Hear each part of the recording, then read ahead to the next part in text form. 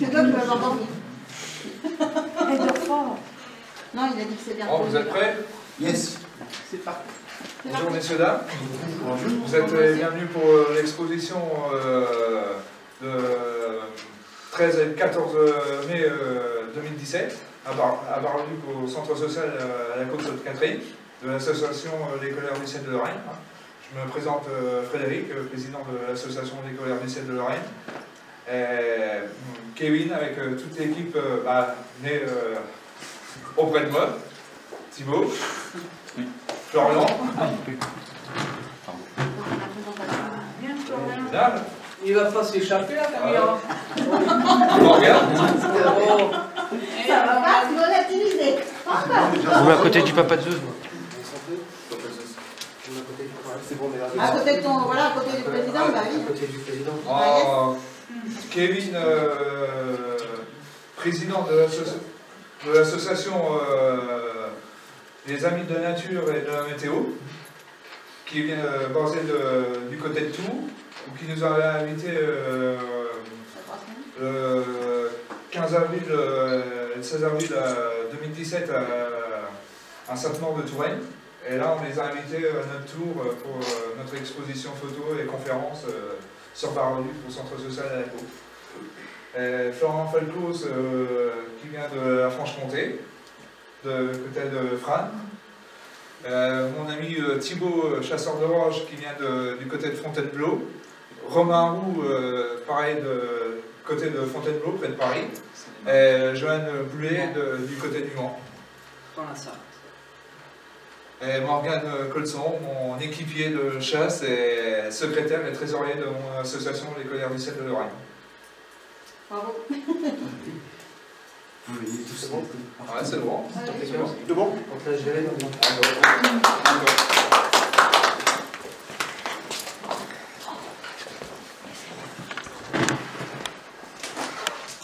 Alors là, je vais vous parler de la naissance d'un orage jusqu'à la fin de vie d'un orage. Alors là, on a un diapo avec les cumulus conjectus en fin de journée, après des journées chaudes, tout ça, qui se forment. Alors là, on a le soleil qui chauffe le sol et l'air en contact est réchauffé à son tour.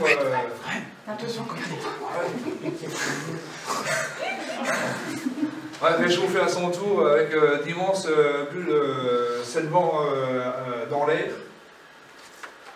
Ça fait comme si vous utilisez avec une casserole avec de l'eau, avec de la vapeur qui fait de la condensation. Prends une chaise. Alors là, on a les niveaux d'altitude avec un cumulus de beau temps qui monte jusqu'à 10 degrés à 2 km de haut en altitude, qui peuvent aller jusqu'à moins 30 à 6 km. Alors là, on va suivre Alors là, c'est des gouttelettes d'eau. Alors là, c'est la condensation avec la vapeur, tout ça. L'humidité qu'il y a dans l'air. Qui se forme pour former un nuage qu'on voit en ce moment dans le ciel de Bar-le-Duc, tout ça. Alors là, les cumulus qu'on a en ce moment, vu qu'on a l'anticyclone qui revient à partir d'aujourd'hui jusqu'à mercredi sur la France. Alors, bon, là, ceux-là, ils sont pas trop méchants parce que là, on risque rien, c'est calme. Alors là, le cumulus qui se forme au niveau de condensation à 10 degrés à 3 km en altitude, qui sort tout doucement avec le réchauffement du soleil. Et là, on a la formation d'un cumulonimbus, un nuage orageux, qui se forme à 6 km d'altitude, avec moins 20 ou moins 30 degrés, qui est en formation, qui commence à charger avec la grêle, tout ça. Ben, vous verrez avec les diapos là. Alors là, ça fait comme si vous regardiez la neige en hiver avec une loupe, ça forme en étoile dû à la température à l'intérieur des nuages, tout ça. Alors là, il y a toutes sortes de différences de flocons avec la température à l'intérieur. Quand la neige elle tombe, tout ça, on voit différentes formes avec la loupe, tout ça. Voilà. C'est très magnifique en voyant ça. C'est microscopique, là. Ah oui, microscopique. Hein. Alors là, il faut vraiment avoir une loupe. Par contre, quand il commence à faire doux, la neige elle est plus lourde. Elle est plus lourde. Vu que l'humidité se charge. Ouais. Et là le cumulonimbus qui se forme petit à petit, et qui se renforce avec la chaleur, l'humidité. Monsieur, Oui, pour moi, il s'agit d'un cumulus congestus. oui, cumulus conjectus. C'est un début de nuage orageux. Merci pour la réponse. Une extension verticale. Alors là, une supercellule, pris en 2014 par un ami qui est chasseur d'orage dans la Meuse, Fabrice Gillan. Et on voit l'alimentation au sol, par le sol, en rotation, qui donnait l'alimentation de la supercellule. Elle nous a donné un éclat, ça. Ah. Là, on voit Là. mieux. Alors là, c'est le cumulonimbus, nuage orageux, là qui a été pris en 2012 sur le secteur de la Meurthe-et-Moselle, le 21 août. Là, c'était un typique monocellulaire, avec beaucoup de grêle en dessous, des impacts de foudre. Et là, il avait pris d'un seul coup, on avait eu des orages la veille, la nuit, et plus le lendemain matin, et vu la chaleur qui s'est reformée avec le soleil, tout ça, ça a réchauffé l'atmosphère, tout. Et on avait des beaux phénomènes en Lorraine. Alors, un gros cumulonimbus, ça aspire en moyenne jusqu'à 7000 tonnes d'air par seconde. Il peut condenser environ 7600 tonnes de vapeur d'eau. Alors, vous voyez, les cumuls d'eau à former un cumulonimbus. Cette condensation libère de l'énergie de 19 millions de mégawatts. Les plus gros nuages d'orage peuvent peser autour de 800 000 tonnes, soit environ 80 fois le poids de la Tour Eiffel. 800 000 tonnes de quoi? Bah, de vapeur, la vapeur Qu'est-ce qu'il a, en 800 tonnes, 800 tonnes d'eau, il peut accumuler un orage, un cumulonimbus. C'est 800 tonnes ou 800 000 tonnes? 800 000. 800 000 tonnes. 800 000 tonnes, sont environ 80 fois le poids de la Tour Eiffel. Et il se dit même qu'il représente l'équivalent de 5 fois la puissance de toutes les centrales électriques dans le monde. Les centrales nucléaires, tout ça. Tellement que c'est puissant. Alors, quand ce nuage est stade de cumulonimbus arrive à la troposphère, à hauteur de l'atmosphère.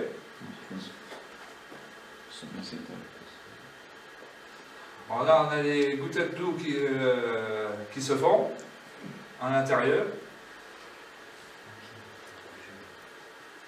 Alors là, on a le cumulonimbus avec des précipitations en dessous qui se forment.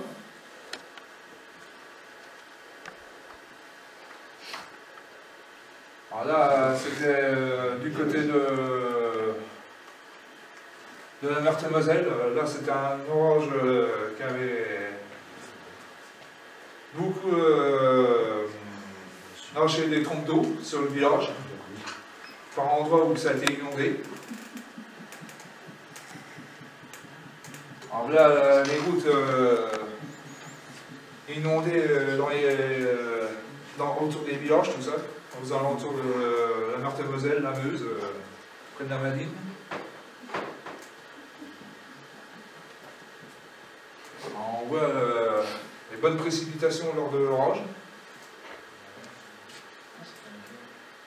T'as pas eu le coup de cœur sur cette photo?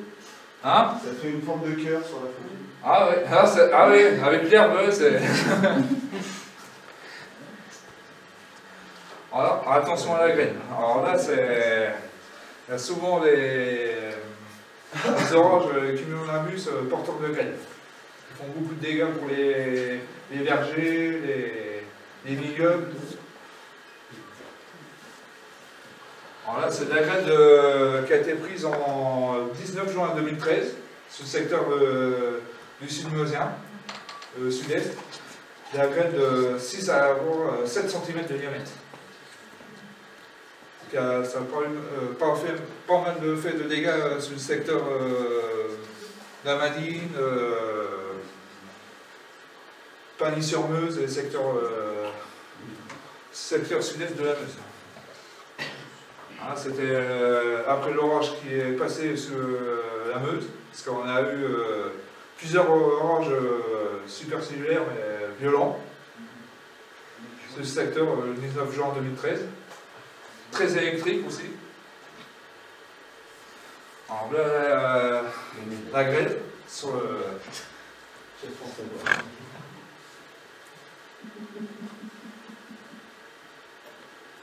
Alors, comment se forme la foudre? Les coups de foudre.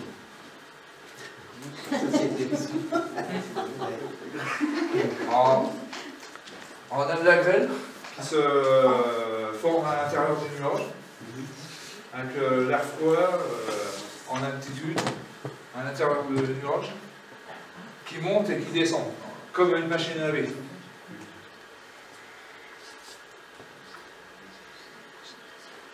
On a le cumulonimbus qui commence à s'électrifier, comme une pile, le plus en haut, le moins à l'intérieur du cumulonimbus, du nuage orageux.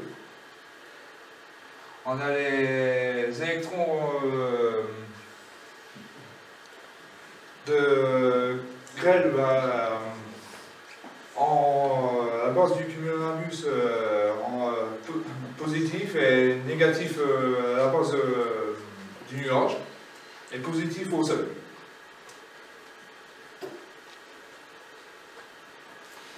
Alors là, le cumulonimbus qui représente une pile électrique.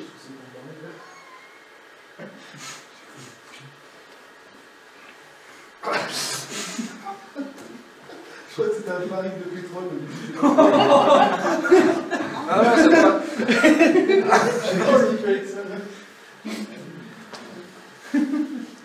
Et là, la grêle, une fois qu'ils font les roulements, ça se frotte en collision entre eux, qui redescendent, qui remontent et qui se rechargent à l'intérieur du cumulonimbus, qui commence à provoquer des décharges électriques à l'intérieur du cumulonimbus, le nuage orageux. Là, le cumulonimbus avec l'électricité. On appelle ça des inters qui se forment à l'intérieur du cumulonimbus, qui ne touchent pas le sol. Ah. C'est un éclair? Oui, oui. C'était ça. Un éclair où? C'est un inter qui se forme. La photo était prise de nuit. Juste avant la nuit. Ah, ok. Ah oui, je vois. Oui, c'est bon. C'est un peu difficile. La foudre ne tombe pas du ciel, mais vers le sol. Mais au contraire, monte du sol vers le ciel. Vers le cumulonimbus, si vous voulez.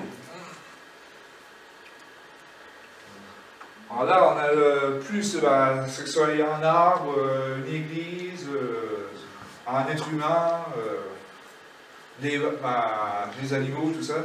Et là, on a la base du nuage, du cumulonimbus, nuage orageux, qui est moins à la base. Et on a un traceur qui descend de la base du cumulonimbus et qui cherche sa trajectoire. Et qui se rejoint du sol à la base du nuage, qui fait connexion avec le traceur. Ça peut être un arbre, une église, un être humain. Alors là, c'est une photo d'un chasseur d'oranges en France, Xavier Delan, qui a réussi à photographier un coup de foudre ramifié. Et on voit le traceur partir d'une éolienne. Il y aurait pu avoir un deuxième coup de foudre ramifié qui ne s'est pas produit. Et il a chopé au même moment, et on voit bien le traceur qui aurait pu faire connexion à la base du nuage. Avec le cumulonimbus et le sol.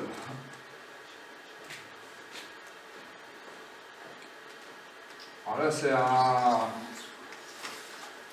c'est une photo que j'ai prise le 13 mai 2016 entre Vitry et Châlons, Vitry-le-François et Châlons-sur-Marne. Très électrique.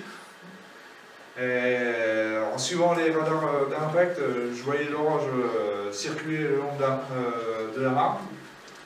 Et on voit un coup de foudre positif tomber au fond sur une éolienne.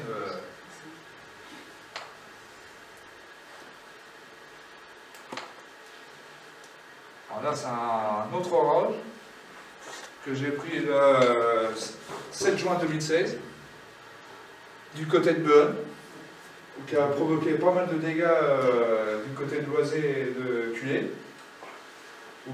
Ça a provoqué des inondations et de la grêle de la taille d'œufs de pigeon. Qui a fait pas mal de dégâts sur les deux villages et les arbres fruitiers n'ont pas résisté, ça a été laminé.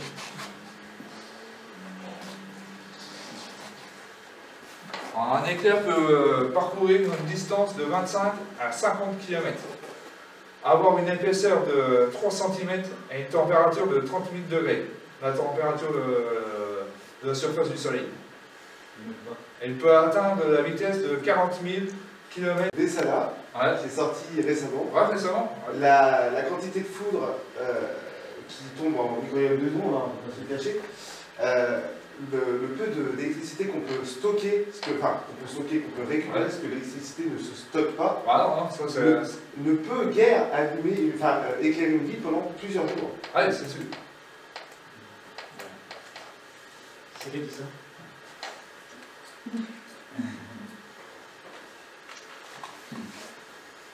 Alors là, c'est compter le nombre de secondes entre le moment où vous voyez un éclair et un moment où vous entendez le tonnerre. Divisez le nombre obtenu par 3 et vous avez la distance en kilomètres de l'orage. On prend l'exemple de l'orage d'hier, il était à 1 km. Hein. Pas très loin. 1 km. 1 km. Alors, ceci se base sur le fait que le son dans l'atmosphère se déplace environ à 340 mètres par seconde. Tandis que la lumière de l'éclair se déplace à 300 000 km secondes. Et donc instantanément visible. La durée de déclarage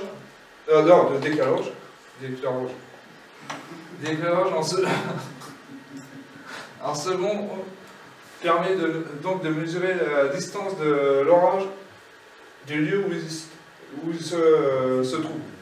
Alors, bon, il peut se trouver à 5 km, 20 km, ça dépend de la distance de l'orage, avec la vitesse déjà de la lumière et la vitesse du son dans l'atmosphère. C'est comme si vous tirez un boulet de canon, tellement que l'air est comprimé, ça fait une expansion et on entend le tonnerre une fois que la foudre tape le sol. Alors là, la variation de l'acoustique, avec le contraste de l'air, la distillation de l'air.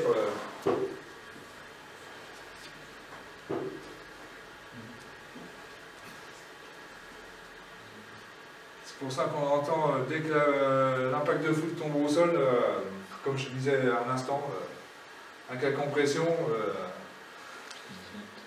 l'air est obligé de se dilater. Et... Monsieur, oui, oui, encore moi. La dilatation de l'air par la décompression, nous appelons ça l'effet Doppler. Doppler, ah d'accord. Ah ouais, les petits machins blancs. Ouais, Doppler. Les petits arcs. Ouais, les petits arcs, c'est Doppler. D'accord. Là, Alors, les oranges ont une durée de vie assez faible et durent de 5 minutes à 30 minutes en général, comme celui d'hier qui est passé à l'ouest de Bar-le-Duc. Ça va être Non, pas très très long. Et une super cellule, voir qu'on entend, monsieur. Oh, une super cellule, ça peut... Plusieurs heures. Ouais, plusieurs heures. Une après-midi entière, par contre. Plusieurs heures. C'est les orages les plus puissants. Qu'on retrouve beaucoup aux États-Unis et qu'on commence à en apercevoir en France. Alors là, c'est pareil, un cumulonimbus qui s'électrifie avec le plus et le moins.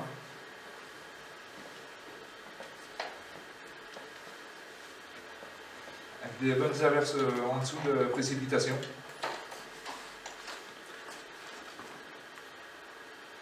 Voilà, c'est un cumulonimbus du côté de la Meurthe-et-Moselle, le 29 août 2012.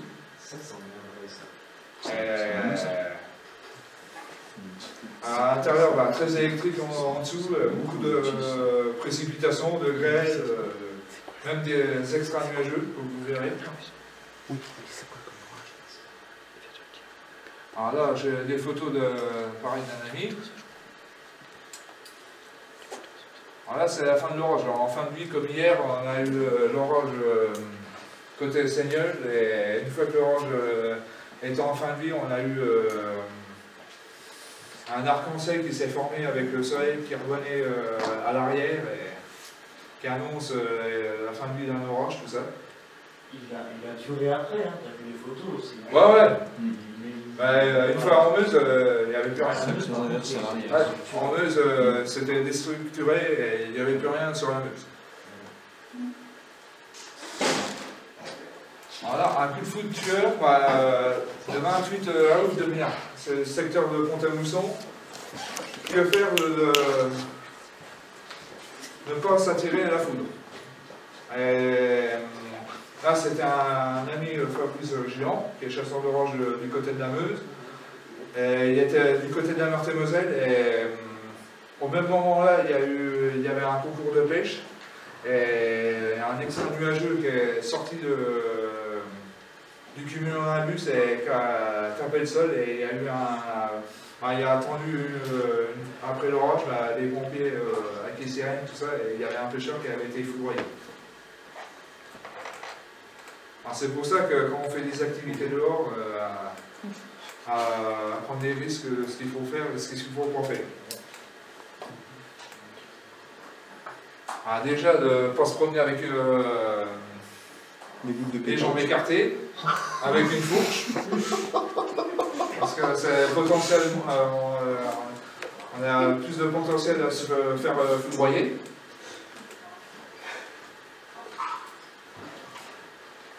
Pareil, éviter de s'écarter entre une personne ou un animal. Sinon, une fois que l'impact elle tombe au sol, bah, elle est potentiellement avec les jambes écartées et l'animal se faire foudroyer. Monsieur, quelle est la posture exacte à avoir lorsqu'un orage gronde au-dessus de nos têtes? Et potentiellement la foudre peut tomber. De se mettre les pieds joints, accroupis, et se mettre les mains sur la tête. Et laisser passer l'orage, tout ça, sans bouger. Donc rester immobile. Ouais, rester immobile. Alors, regarde hier, Fred. On est obligé d'être d'après ce que... Il était tout proche, il était à moins d'1 kilomètre. Il était juste au-dessus. Ouais, mais bon. Est-ce qu'on doit se mettre à l'abri sous des arbres? Non, à éviter. À éviter. Si elle est avec son chien. Comment? Si on est avec son chien. Avec son chien, Son chien, il va pas se mettre accroupi, il va pas se mettre... On est avec son chien, comment ça se passe? Bah oui. Comment ça se passe? Ouais, ça, c'est je me pose la question. Le chien, il va pas se mettre accroupi, il va pas se mettre les pattes. Il va se... Alors, pareil, le chat, tu le mets assis ou tu le assis ou... Voilà. Couché, ou qu'il soit à même le sol. Ouais, même le sol. Et pardon, encore une fois, monsieur, s'il vous plaît, merci. Monsieur, pourquoi quand on est enjambé, en grande enjambée, on est assis, enfin la foudre peut potentiellement nous toucher? Pourquoi? On a le coup de foudre qui peut traverser, qui peut tomber, qui tombe au sol, qui peut remonter du pied. Donc il traverse la terre par le fait et il remonte? Oui, au corps et... Voilà. Oui, non, continue, je ne vais pas te déranger. Non, Je peux encore? Oui. Alors, donc... N'hésite pas. Donc, à savoir, donc, comme vous nous l'avez dit, vous voyez, hein, je suis filmé, donc ça va être envoyé. Disons que on sait tous, enfin, on a tous cette idée que la foudre descend du nuage vers le sol, mais en fait, c'est le contraire. Mais c'est faux. Ouais, on faux. sait tous que on a ce qu'on appelle le traceur dans le jargon météorologique qui remonte du sol, et la foudre qui va descendre pour ensuite se connecter en se formant en canal. Voilà. Voilà, éviter de se mettre en dessous là. Voilà, la question que j'avais posée. Potentiellement d'être foudroyé. Non, mais je veux dire, c'est parce que je vous ai posé la question, le fait qu'on se trouve dans un champ et qu'on a des arbres tout autour, donc les gens, le peur d'être foudroyés à l'extérieur, ils peuvent se réfugier dans le bois. S'il y a un groupe d'arbres, au moins il y a plus de chances de survie. De survie. S'il y a plusieurs groupes d'arbres dans la forêt. Il y a plus de chances de mort. Oui, parce qu'il ne va pas taper forcément sous l'arbre. Monsieur, rebonjour. Je tiens à rappeler que le risque de se faire toucher par la foudre se situe notamment dans un champ, c'est-à-dire un arbre isolé. Quand on est dans la forêt, on a très peu de chances de se faire toucher, même si on est à l'abri sous un arbre. La foudre va toucher le point le plus haut, notamment dans les champs, donc notamment l'arbre, si on est dans la forêt. Par contre, c'est le cas. Le cas est divisé par 5, par 10, on a beaucoup de moins de chances de se faire toucher par la foudre. Donc en forêt, malheureusement, moi on trouve une clairière, mais il ne faut, dans tous les cas, toujours pas s'abriter sous l'orage, sous l'arbre. Parce que sous l'orage. Mais voilà, en gros, dans la forêt, on peut s'abriter sous un arbre, parce qu'il y a plusieurs arbres, mais pas dans un champ. C'est pareil pour l'éolienne. Voilà. À éviter. Là, on voit l'explication, l'arbre qui s'est pris la foudre. Donc le plus haut. Le plus haut. Alors, on voit les dégâts dus à la foudre. Alors, si vous êtes en dessous, là vous êtes grillé. Faut pas être en dessous. Voilà, c'était... les animaux, pareil, les vaches qui se sont réfugiées autour d'un arbre et qui se sont fait foudroyer. Peut-être que la foudre a touché le sol aussi. Ouais, aussi. Ouais, mais bon, les animaux, ils ont tendance... Tu les vois, quand tu vois un orage, tu vois les animaux qui se... Qui se dirigent à l'abri sous les arbres. Et j'ai remarqué. Alors là, en précaution à prendre en cas extérieur, C'est ce que j'allais dire. de ne pas courir, de ne pas rester sous un arbre, rester sur la plage ou dans l'eau, non, surtout pas, parce que l'eau c'est conducteur à l'électricité. Donc on peut pas Et rester proche des objets métalliques, alors là surtout pas, que ce soit une éolienne. une éolienne, c'est peu... De pétanque. Potentiellement que la foudre elle tombe sur l'éolienne, ou que les pannes peuvent exploser dû à la foudre. Monsieur, lors d'un concours de pétanque, comment ça se passe? Ah bah ça à éviter, parce que vu que les boules sont en métallique, là il y a potentiellement un risque d'être foudroyé. D'accord. Donc c'est pas la peine de proposer à notre cher ami qui est... Ah non, surtout pas. de se balader avec un orage avec des boules de pétanque dans la main, c'est pas Ah possible. bah non, là les lunettes elles seraient déjà fondues, là. Ah non, ça c'est à éviter. Alors s'éloigner des groupes, parce que quand on est en groupe, en activité à l'extérieur, c'est de s'éloigner, pas d'être... Pas de rester... Distance de sécurité. distance de sécurité. Alors, rester au milieu des arbres, bon, bah, comme dans une forêt, Par exemple. S'accroupir, comme j'ai Très bien. montré tout à l'heure. Très bien fait. Téléphone mobile sans danger, mais bon, ça arrivait à Fabrice Gillan à une année, pareil, il a utilisé son portable et la foudre qui a tombé à 1 km, et le portable grillé dû à l'orage, dû à la foudre qui était tombée à 1 km. C'est pour ça qu'on a dit surtout ne pas utiliser les téléphones fixes, portables sur un orage. De toute façon, le risque zéro, il existe pas. Ah oui, oui, Ça c'est sûr. n'existe pas, parce que même C'est sûr. quand on est à la maison, on peut être foudroyé, Ouais, voilà, C'est ça sûr. peut passer... J'ai rien à dire, tu peux continuer. Voilà. La meilleure protection, c'est dans la voiture, qui fait cloche de Faraday.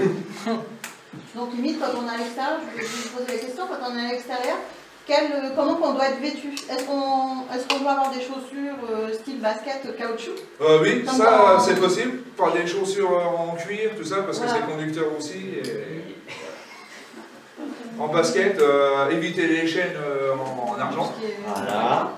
Enfin, j'attendais Éviter cette les réponse. parapluies métalliques, parce que c'est potentiellement être foudroyé, et même tout ce qui est métallique, bijoux, tout ça, chaîne, ça à éviter. À savoir que, monsieur, à savoir que l'énergie, l'électricité va rester à un petit moment dans les bijoux, dans le métallique. Donc on risque d'avoir, par exemple, moi je vois sur mon doigt, si je me fais frapper par la foudre, je vais avoir le doigt tout noir. Ouais, tout noir. Non mais c'est pas des bêtises, c'est pas Ah des oui, bêtises. c'est déjà arrivé, c'est déjà arrivé. Alors, la Tu meilleure vas pour toi protection, c'est la voiture. Parce qu'on a les pneus isolants et on est dans une cage de Faraday. Il y a eu plusieurs débats sur ça, apparemment. Mais bon, maintenant, avec les nouvelles voitures, vu que maintenant c'est électrique, Il y a il y a une voiture qui a été récupérée par un chasseur d'orange en France, qui s'appelle Alex Serment, qui avait récupéré une voiture foudroyée dans son musée dans le Cantal. Il y a eu le tableau de bord fondu, lunettes par les arrières explosées. La personne a eu juste le temps de sortir de la voiture dû à un impact de foudre qui était tombé sur l'antenne de la voiture. Et maintenant, avec les voitures électriques, les chercheurs sont en train de voir, voir pour voir les fonctions des voitures électriques, ou voir avec les orages, parce que maintenant, Non, il vaut mieux un moteur comme ça, il y a beaucoup plus de sécurité. ouais, plus de sécurité sans les moteurs électriques, tout ça. Il faut éviter de le toucher, après, même après qu'il y ait beaucoup de foudre. Ah oui, oui. Je ne sais même plus combien de temps c'est après. Ah, je sais plus, c'est... Une fois que l'orage est mort, je sais pas. Alors là, en montagne, les orages sont particulièrement violents et nombreux. Ils représentent un risque important pour les randonneurs et les alpinistes. Alors ça, surtout en été. Au printemps, à éviter. Voilà. Ah bah ça c'est... Alors, à éviter en montagne, ça a évité d'être collé aux parois. Parce que c'est le risque d'être foudroyé. Bah, paroi de... Paroi en... Ah, je cherche le nom. Les parois rocheuses. Ah oui. À éviter, parce que c'est conducteur. Ah, mais on entend principalement quand il y a un orage qui se prépare en montagne, les bourdonnements d'amis. Oui. Les bourdonnements, c'est l'annonciateur des orages. Ah oui, d'accord. Oui. Oui, parce que ça va très vite hein, dans une montagne. Bah ouais, 5 minutes, ah ouais, ça va. Alors, la foudre en boule de feu, est-ce que quelqu'un a déjà vu la boule de feu Voilà. Oui. J'ai vu une foudre en boule. La foudre en boule. Alors, il y a notre ami sur Régidan qui aurait dû vous expliquer. Mais moi, c'était, ouais, on va dire, de couleur violette, c'est cela. Voilà, de couleur violette, juste après un orage, juste après un coup de foudre. Il y a une boule de ce diamètre-là, à peu près. Moi, je vais me lever, je pense que ça va être mieux. De ce diamètre-là, qui s'est vu sur place et qui s'est estompé très vite. Ça a duré une dizaine de secondes, couleur violette, et on entendait un petit bruit, petit bourdonnement électrique. Vous savez, quand vous êtes à côté d'un transformateur électrique, on entend généralement un petit bruit assez désagréable. Bah, c'était exactement le cas avant de disparaître. La boule de feu, c'est comme les faux follets que vous voyez dans les cimetières, dû au gaz et à la vapeur. Et toi, Romain, t'avais pas, par rapport à... C'était en 2013, je crois que t'avais un orage. Oh oui. Ouais, voilà. Alors oui, T'es sûr bonjour, rebonjour. Le problème de la foudre, donc on explique bien qu'il ne faut pas ouvrir les fenêtres, Ah oui, surtout pas. évitez de prendre des douches. Et donc éviter Oui, prendre des douches. de prendre des douches, oui, mais là dans le sens Dans le sens. où, par rapport aux fenêtres, parce que moi j'ai vécu ça en 2013, effectivement, voilà, je me fais revenir. Alors, en 2013, j'habitais dans un endroit où il y avait des chevaux. Et donc, malheureusement, c'est des endroits très aérés avec les box, etc. Et donc, nous, moi, fan d'orage, je ouvre la fenêtre, je regarde. Sauf que la foudre est tombée à quoi, 100 mètres de moi, et une étincelle qui est rentrée juste à côté de moi, qui a rebondi sur le sol, et qui a été sur la SFR box, et qui l'a fait, mais littéralement exploser. Bah, ça arrivait une personne que j'ai discuté à une époque au centre-ville. Pareil, qui venait de Pouilly, entre le Jura et la Franche-Comté. Il y a un orage assez violent qui a claqué sur le secteur. Elle avait les fenêtres ouvertes, et la boule de feu est rentrée dans l'appartement pour ressortir dans une pièce de l'appart, qui a fait voler la pantoufle de la personne, et qui a atterri dans la télé, et la télé explosé. Ça me fait rappeler un film de ça. Ouais, cette boule, bah, Tintin dans les 7 boules de cristal. Voilà, par exemple. Je n'interviens plus. Alors, il existe plusieurs types d'oranges. Parce que chaque orange sont différents à leur aspect. Alors là, c'est un Arcus le 6 juillet 2014, du côté de Saint-Miel, qui a pas mal fait de dégâts sur le secteur de Longwy. Une fois qu'il est passé au-dessus de nous, il s'est renforcé au nord de la Meuse, qui est arrivé sur la Meurthe-et-Moselle et qui a fait des dégâts sur un secteur de Longwy, Villerue, avec des forêts, qui a dévasté des forêts sur le secteur, avec des tuiles d'envolées, des antennes d'arrachées. Et à ce moment-là, il y avait eu le festival de la Renaissance sur Bar-le-Duc, où tout le monde a été évacué dans l'église Saint-Étienne en 2014. Alors là c'était un orage supercellulaire du côté de la Marne. On était à quelques kilomètres de Montmelon, Reims. On était tous les chasseurs de la France, bah, était tout ce secteur des orages là, et c'était digne des États-Unis. Cet orage là avait provoqué pas mal de dégâts sur le secteur de Paris avec des grêlons de 7 à 8 cm, 10 cm de diamètre. C'était quand 8 juin 2014. Ah oui. Ah ouais. Ah oui. Alors, il y avait, sur les 2 jours là, c'était spectaculaire. Ces 2 jours-là, Ah ouais. 14 cm le diamètre de la grêle à Montargis. Ah ouais, Montargis, ouais. Alors. Une noix de coco. Ah ouais, c'est... On voit déjà les dégâts lors des orages. Voilà, pareil, ça en est le même orage du 8 juin 2014, du côté de la Marne, près de Reims, qui s'intensifiait. Bon, on n'avait aucune précipitation, on était à la limite. Et la supercellule, on la voyait depuis Nancy, en Meurthe-et-Moselle. Tellement que c'était puissant, électrique. Voilà. Ah, formation de tornade. Alors là, formation de tornade. Au sein du nuage, les cisaillements de vent donnent naissance des rouleaux horizontaux. Bah, ça, c'était ce qu'on avait expliqué hier. Exactement. N'est-ce pas, Romain? N'est-ce pas, Romain? Pardon, On a bonjour. suivi les tornades. Les tornades. Ah ouais. Oui, oui. Moi, j'ai envie d'arriver, j'étais aux toilettes. Ah, on a un schéma pour expliquer un peu les tornades.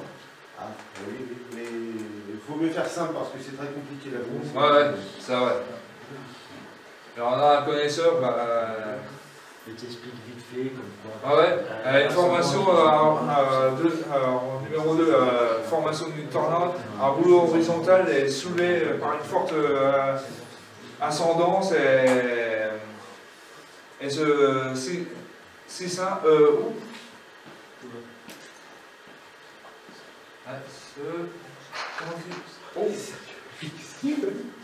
ouais, attends. Ben alors, tu sais plus ce qui est marqué? Heureusement, t'as de l'aide. Il se scinde. Ah, il se scinde en deux et tourbillon d'un axe vertical. En troisième, un rouleau horizontal est soulevé par une forte ascendance et se scinde en deux tourbillons d'un axe vertical. Et si les conditions sont favorables, l'un d'entre eux pourra évoluer en une tornade. Monsieur, Oui. par rapport à la conférence d'hier, des explications. Tu veux que je te fasse vite fait une explication? Ouais, Oui. vitesse. C'est vrai. Alors. Non, mais pour leur expliquer un peu en Quand un orage se forme, ce qu'il faut savoir déjà, ça prend cette forme de panache avec la forme d'enclume que vous avez ici. Et donc, vous avez donc la base du nuage en lui-même, avec l'alimentation, enfin bref, il n'y a pas trop sur le dessin. Et donc là, effectivement, c'est bien dessiné, dans le sens où vous avez des genres de tourbillons. Voilà. Alors, de base, la formation d'un orage classique, ces tourbillons, ils sont horizontaux. Ils avancent en forme de rouleau compresseur. Généralement, c'est ce qu'on voit les nuages avant que l'orage tape. C'est ce qu'on appelle l'arcus. Ouais, l'arcus, ouais. C'est ce qu'on appelle donc des rouleaux, SRH. Donc, il ne faudra plus me dire exactement ce que je veux dire. Voilà, je ne sais plus. Et donc, en fonction du vent qu'il va y avoir, ce qu'on appelle les cisaillements de vent verticaux, vont faire basculer ce tourbillon. Et donc, au lieu de se trouver horizontal, il va se retrouver vertical. Et donc là, effectivement, il pourrait y avoir une rotation, du coup, enfin, je fais vite, hein, mais par rapport au cisaillement des tornades qui peuvent se... Mais d'ailleurs, c'est ce qu'il y a eu sur Bar-le-Duc après ma conférence, d'ailleurs. Ouais, exact. Voilà. Ah, t'avais porté chance. Hein. T'avais porté chance. Alors là, ça c'est une tornade de EF0 parce que c'est classé sur l'échelle de Fujita. De la EF0 jusqu'à EF5 avec une vitesse de vent Jusqu'à 510 km. 510 km/h pour la EF5. Celle-ci avait provoqué des dégâts du secteur d'Amanti qui avait parcouru 10 km 800 et 100 mètres en largeur, et qui a atterri sur la colline de. Qui a fait des bonds sur la colline de Ruff dans le 54. Et j'avais fait le parcours du lieu d'Amanti jusqu'à Ruff, où il y a une personne comme vous qui aurait pu prendre la tornade en elle-même. Et on a eu deux ce jour-là, une en Moselle, une EF1 et celle-ci EF0 au sud-est de la maison. Ne pas confondre comme journaliste. Ouais, et pas confondre avec les journalistes parce qu'ils parlent souvent de termes mini-tornades qui n'existent pas. Alors ça surtout pas parce que là on est à l'effort en orange avec ça. Et des fois ils confondent rafale descendant avec tornade. Ouais, c'est. Alors là c'est la vue aérienne de son passage en direction d'Hautemont en 2008, de la tornade EF4 qui a eu lieu au mois d'août. Ah oui? Ouais. On voit le traçage de la tornade qui a passé dans le village, donc ça a rasé les bâtiments. C'est dans un stade ou Non. dans un champ? Au début, j'ai pensé à un match de foot. Non, non, il y avait des habitations et. Fais-nous un peu le dessin, parce que j'ai du mal à... Alors là, il y avait les habitations et la tornade est passée entre... qui a dévasté une habitation, qui a continué dans le champ. On voit la vue aérienne par hélicoptère. Et donc, celle de Haumont, donc... Qui était répertoriée EF4, qui a fait pas mal de dégâts, en plus en pleine nuit. Alors, ça, c'est... pour voir une tornade en pleine nuit, c'est déjà... Jusqu'à 320 km/h. Ouais, 320 km/h en rafale. Il y a eu même, je crois... Monsieur, il faut le là, non, on va me parler. Tu as parlé de sa largeur aussi? Alors, la largeur... Entre 300 mètres et 1 km. Ouais, c'est déjà pas mal de distance parcourue. Ça a été jusqu'à quelques morts, je crois. Ah. Ça a été jusqu'à quelques morts, je crois. Oh bah ouais, en pleine nuit... J'aime pas parler de victimes quand il y a des tornades. Ah ouais, ça c'est... Malheureusement, elle en fait. Elle en fait. Ça c'est typique lors d'un orage. Alors là, la vue aérienne de son passage en direction de Hautemont en 2008. On voit tout le tracé de la tornade qui fait des zigzags. On voit le tracé de la tornade. Je voulais vous poser une question. Quelle est la différence entre une tempête et une tornade? Puisqu'on a eu une tempête en 99 qui nous a ravagé tous les bois de commercy. C'était pas une tornade, c'était une tempête. Ah bah, une tornade, c'est comme celui d'hier, avec un entonnoir, un cône qui se forme en rotation, qu'on appelle tuba, qui touche pas le sol, et tornade qui touche le sol. Et on voit les buissons, tout ça, qu'une tempête, c'est une dépression Tellement creuse. Tellement creuse qu'il y a des fois moins 900 ou 65 La seule différence, c'est qu'une tornade, c'est une colonne d'air, c'est local, et les tempêtes, c'est sur plusieurs centaines, milliers de kilomètres. Voilà. Les vents, ça reste la même chose. Ah, la même chose. Moins fort sur une tempête. Ça aussi, ouais. En France. Et des fois, ce qui renforce les tempêtes, c'est surtout le courant de jet stream. Ah oui, le jet stream aussi, qui était à 500 km/h. Qui était à 500 km/h sur 99. Le jet stream. 529 km/h, il avait été relevé en altitude à l'ouest. Ah oui, ah, il était tellement puissant le jet stream, il y a deux tempêtes successives. Le lendemain de Noël et 2 jours après Noël. Et c'est surtout que ça a mis à mal les prévisions parce que personne ne s'y attendait. Même les modèles météo de Météo France tellement puissants qu'ils n'avaient même pas vu la tempête arriver sur les de 97. Je crois que si on compare, c'est de catégorie 3 dans le Pacifique. Ouais, exact.